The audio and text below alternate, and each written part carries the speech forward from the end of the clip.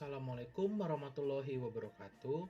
Pada kesempatan kali ini, saya Trevor Yudi Alfonso bersama teman saya Muhammad Al-Furqon dan Ridwan Budiarto akan menjelaskan mengenai pengukuran kinerja operasi dan balance scorecard. Pertama-tama, saya di sini akan membahas pengukuran kinerja operasi. Untuk apa sih pengukuran kinerja operasi itu? Pengukuran kinerja operasi dilakukan karena dapat membantu manajer dalam meraih tujuan yang ingin dicapai perusahaan dan membantu dalam menemukan penyebab-penyebab dalam kelangsungan operasi. Selain ukuran kinerja keuangan yang digunakan, biasanya suatu organisasi atau perusahaan juga menggunakan ukuran kinerja non-keuangan untuk mengetahui peningkatan kualitas dan mendengarkan masukan dari para pelanggan yang nantinya dapat mempengaruhi penilaian terhadap balance scorecard suatu perusahaan. Nah, terdapat 3 tindakan dalam pengukuran kinerja operasi. Yang pertama ada waktu pengiriman atau waktu siklus pengiriman. Yang kedua, waktu siklus manufaktur. Dan yang ketiga, efisiensi siklus manufaktur atau MCE. Kita ke waktu siklus pengiriman dahulu. Waktu siklus pengiriman adalah waktu pengiriman yang terhitung sejak pesanan diterima dari pelanggan hingga sampai pesanan yang lengkap dikirim kembali ke pelanggan. Mengapa waktu pengiriman menjadi suatu indikator ukuran kinerja operasi? Karena masalah waktu ini jelas menjadi perhatian penting bagi beberapa pelanggan yang menginginkan waktu pengirimannya itu sesingkat mungkin. Maka dari itu, biasanya yang dilakukan adalah memotong waktu siklus pengiriman. Memotong waktu siklus pengiriman ini biasanya juga dapat memberikan keunggulan kompetitif bagi perusahaan.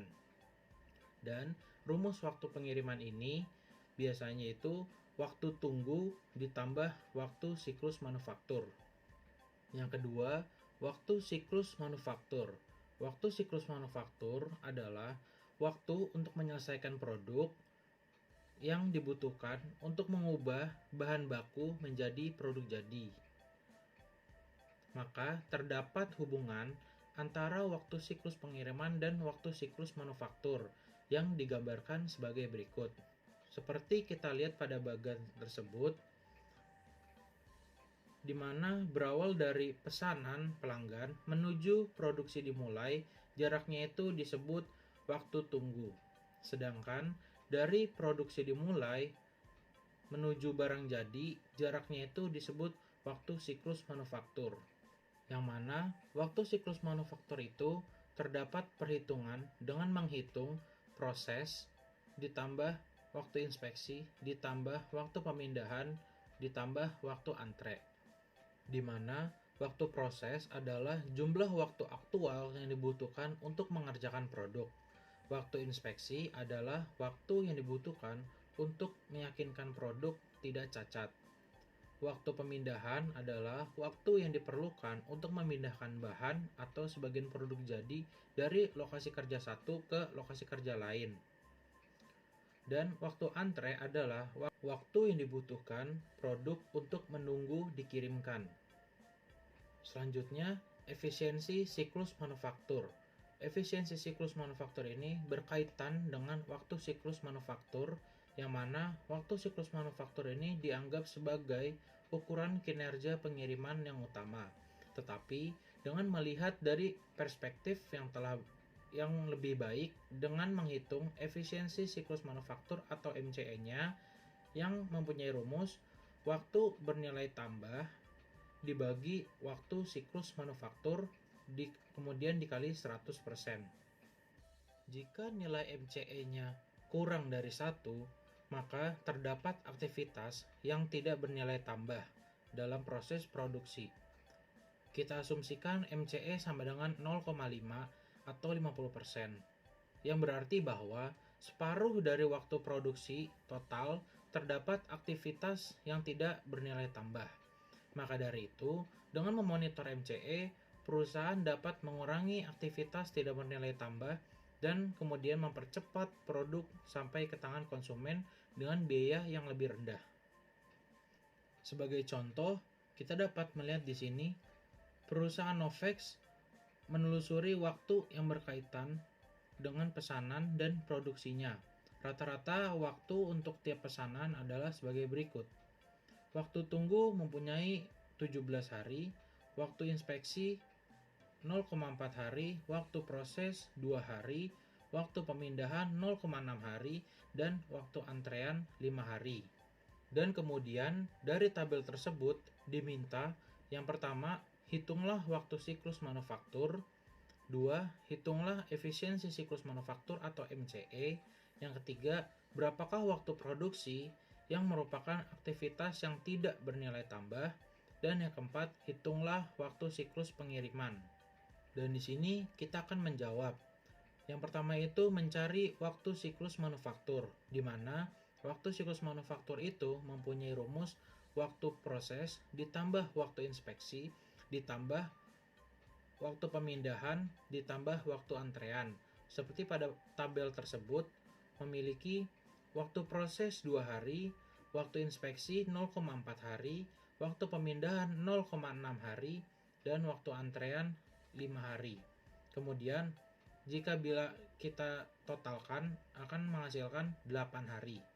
Nomor 2, kita akan mencari nilai MCE-nya, di mana rumus MCE itu waktu bernilai tambah atau waktu proses dibagi waktu siklus manufaktur.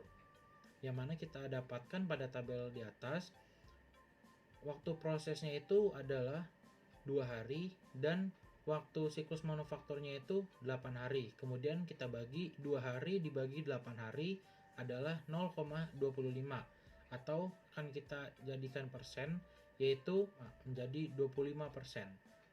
Jadi pada saat dimasukkan dalam produksi, pengerjaan unit aktual hanya 25% dari waktu total produksi. Untuk menjawab nomor 3, setelah kita mengetahui tadi hasil MCE-nya adalah 25%, maka sisanya yaitu 75% dari waktu produksi total dihabiskan untuk aktivitas yang tidak bernilai tambah.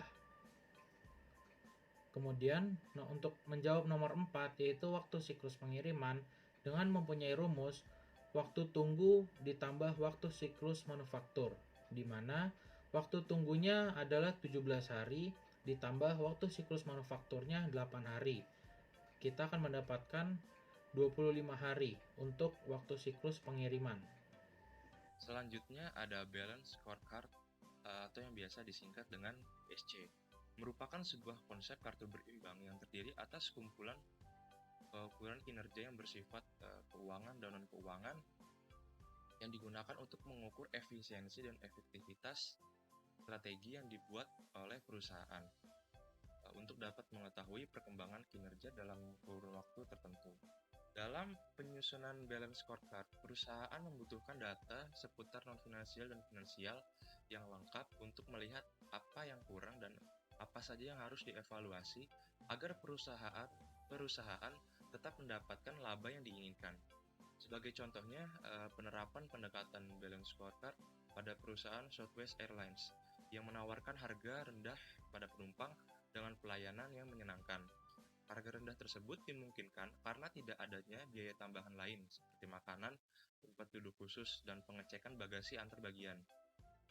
Keceriaan yang dipancarkan oleh para pramugari yang menghibur para penumpang dengan kelakar dan kelucuan mereka. Southwest Airlines sengaja memperkerjakan orang-orang yang memiliki selera humor dan menikmati pekerjaannya. Untuk memperkerjakan orang seperti ini memungkinkan tidak menambah biaya dan memungkinkan biayanya berkurang.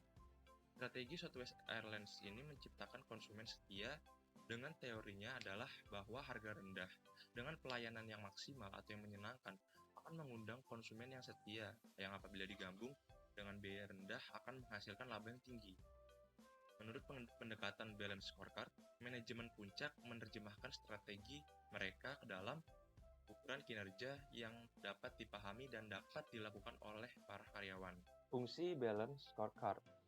Yang pertama yaitu sebagai alat ukur visi dan misi perusahaan. Artinya, apakah manajemen dalam menjalankan perusahaannya sudah sesuai dengan visi misinya.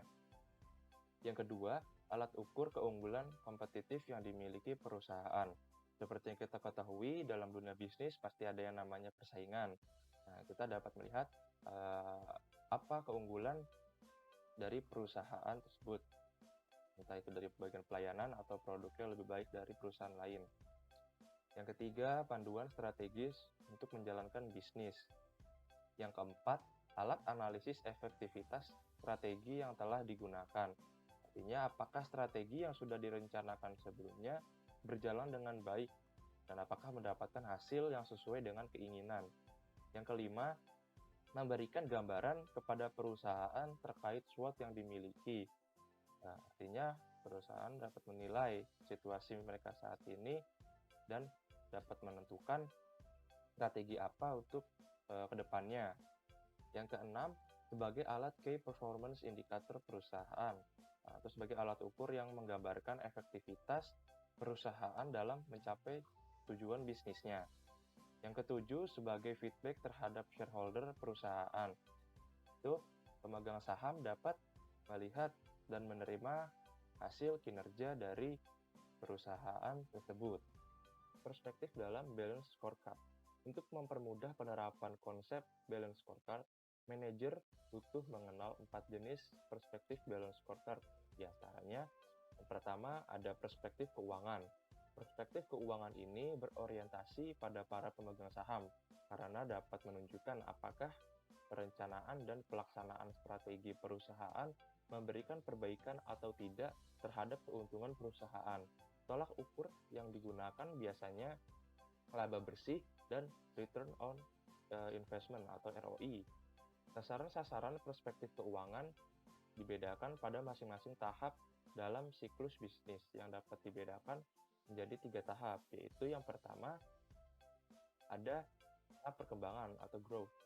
Sasaran keuangan untuk growth stage menekankan pada persentase tingkat pertumbuhan pendapatan dan pertumbuhan penjualan di berbagai pasar sasaran, kelompok pelanggan serta wilayah. Yang kedua, tahap bertahan atau sustain.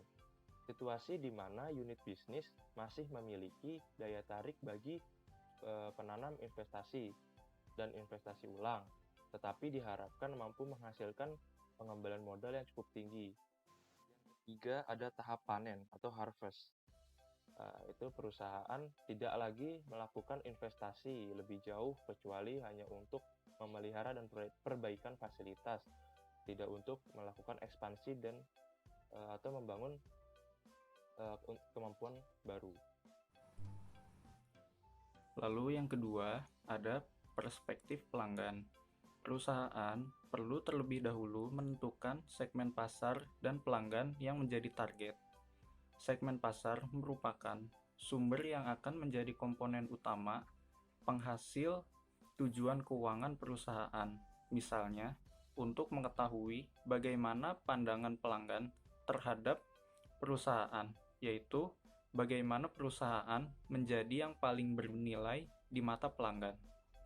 Tolak ukur pelanggan dibagi menjadi 2 kelompok, yaitu pengukuran inti pelanggan dan pengukuran nilai pelanggan. Hal-hal yang menjadi pengukuran inti pelanggan yaitu pangsa pasar. Pangsa pasar bertujuan untuk mengukur seberapa besar potensi segmen pasar tertentu yang diakui oleh perusahaan. Yang kedua, untuk mempertahankan hubungan dengan konsumen lama. Yang ketiga, kemampuan untuk menarik pelanggan baru. Dan yang keempat, tingkat profitabilitas pelanggan untuk mengukur seberapa besar keuntungan yang berhasil diraih oleh perusahaan dari menjual produk kepada pelanggan. Untuk pengukuran nilai pelanggan terdiri dari produk servis yang meliputi fungsi dari produk, harga, dan kualitas. Lalu, ada perasaan pelanggan atas pembelian produk yang ditawarkan. Yang ketiga, ada reputasi perusahaan. Untuk perspektif yang selanjutnya yaitu ada perspektif proses bisnis internal, membicarakan apa keunggulan yang dimiliki perusahaan untuk mengetahui sebaik apa bisnis yang dijalankan dan apakah produk yang ditawarkan sesuai dengan keinginan pelanggan. Meliputi 3 tahapan, yaitu tahapan yang pertama ada proses inovasi. Proses inovasi adalah menggali pemahaman tentang kebutuhan pelanggan dan merancang produk yang diinginkan pelanggan. Jika hasil inovasi dari perusahaan tersebut sesuai dengan keinginan pelanggan, maka produk akan mendapat tanggapan yang positif dari pelanggan dan akan memberikan tambahan pendapatan bagi perusahaan. Untuk proses yang selanjutnya ada proses operasi. Pada tahapan ini mencerminkan aktivitas yang dilakukan oleh perusahaan, mulai dari penerimaan pesanan dari pelanggan, membuat produk atau jasa sampai dengan mengirim produk atau jasa tersebut kepada pelanggan.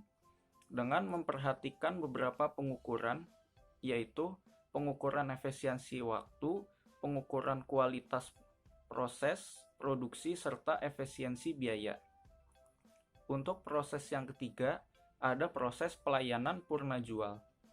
Pada tahapan ini, perusahaan berusaha untuk memberikan pelayanan tambahan terhadap para pelanggan sebagai jaminan yang telah menggunakan produk atau jasa yang dihasilkan oleh perusahaan. Hal ini dilakukan agar para customer mempunyai loyalitas terhadap perusahaan. Aktivitas yang terkait dari proses ini diantaranya layanan konsultasi, garansi, reparasi, dan perawatan. Lalu, perspektif yang selanjutnya ada perspektif pembelajaran dan pertumbuhan. Perspektif ini berfokus pada sumber daya manusia. Maka suatu perusahaan harus melakukan investasi dalam bentuk reskilling karyawan untuk meningkatkan kemampuan dan memanfaatkan sistem dan teknologi informasi dengan baik, serta menata ulang prosedur yang ada. Perspektif ini dibagi menjadi 3 hal, yaitu yang pertama ada kapabilitas karyawan. Kapabilitas karyawan meliputi kepuasan pekerja, di mana prakondisi untuk menentukan produktivitas, tanggung jawab, kualitas, dan pelayanan kepada konsumen. Lalu ada retensi pekerja, yaitu kemampuan untuk mempertahankan pekerja terbaik dalam perusahaan. Lalu ada produktivitas pekerja. Produktivitas pekerja merupakan hasil dari pengaruh keseluruhan dan peningkatan keahlian, moral, inovasi, proses internal, dan kepuasan pelanggan. Untuk kapabilitas yang kedua, ada kapabilitas sistem informasi dan teknologi. Tolak ukur untuk kapabilitas sistem informasi adalah tingkat ketersediaan informasi, tingkat ketepatan informasi yang tersedia, serta jangka waktu untuk memperoleh informasi yang dibutuhkan. Untuk kapabilitas yang ketiga ada iklim organisasi. Iklim organisasi merupakan salah satu hal yang mendorong timbulnya motivasi. Hal motivasi ini penting untuk menciptakan pekerja yang berinisiatif. Adapun yang menjadi tolak ukur hal tersebut adalah jumlah saran yang diberikan oleh pekerja. Lalu yang selanjutnya ada karakteristik balance scorecard. Balance scorecard memiliki 4 karakteristik, yaitu yang pertama ada komprehensif. Balance scorecard memperluas perspektif yang dicakup dalam pengukuran kinerja. Perluasan perspektif ini menghasilkan manfaat bagi perusahaan, yaitu menjanjikan kinerja keuangan yang berlipat ganda dan berjangka panjang, serta membantu perusahaan untuk memasuki lingkungan bisnis yang kompleks. Lalu yang kedua ada koheren. Balance scorecard mewajibkan personil untuk membangun hubungan sebab akibat di antara berbagai sasaran strategis yang dihasilkan dalam perencanaan strategis. Setiap sasaran yang ditetapkan dalam perspektif non-keuangan harus memiliki hubungan kasual dengan sasaran keuangan, baik secara langsung maupun tidak langsung. Lalu yang ketiga ada seimbang. Keseimbangan di antara keempat perspektif dalam balance scorecard yang dihasilkan oleh sistem perencanaan strategis sangat penting untuk menghasilkan kinerja keuangan yang berjangka panjang. Bobot keempat perspektif dalam balance scorecard adalah seimbang, di mana perspektif yang satu tidak melebihi perspektif yang lainnya. Lalu yang keempat ada terukur. Balance scorecard mengukur sasaran strategis yang sulit untuk diukur. Sasaran strategis di perspektif pelanggan, proses bisnis internal, serta pembelajaran dan pertumbuhan merupakan sasaran yang tidak mudah untuk diukur. Namun, dalam balance scorecard, ketiga perspektif non-keuangan tersebut ditentukan ukurannya sehingga dapat diwujudkan untuk mengukur kinerja perusahaan. Sekian presentasi dari kelompok kami. Kurang lebihnya mohon maaf. Wassalamualaikum warahmatullahi wabarakatuh.